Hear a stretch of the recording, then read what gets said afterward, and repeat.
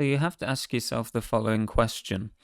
If a for loop has all this simplification, it has an inbuilt incrementer here, why don't we always use this? Why even bother with a while loop, for example?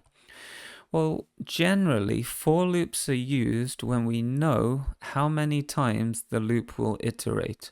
For example, when the user entered that number, we're counting from 1, we're incrementing by 1, and we're escaping the loop when the counter is less than a certain amount.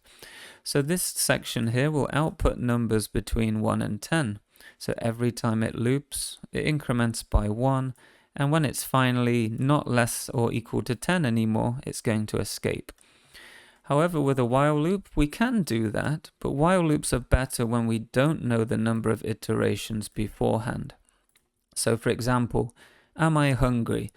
Let's initialize a Boolean variable called am I hungry and set it to true because I'm hungry. Now when we enter the while loop, we don't need to know how many times it's going to loop, we don't need to keep track of a counter, or all of this stuff we don't really need.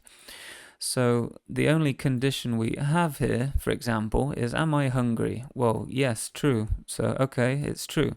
Then inside the while loop, we can call a method called eatFood. And then we can check if we're hungry again, and then we can keep looping. Finally, once we've eaten enough food, I'm no longer hungry anymore. Then I can escape out of this. But I don't know how many times this loop is going to loop until I'm full. So it's an unknown. So this is why while loops are good for this, because we don't know how many iterations it's going to happen, but we figure this out inside the loop itself.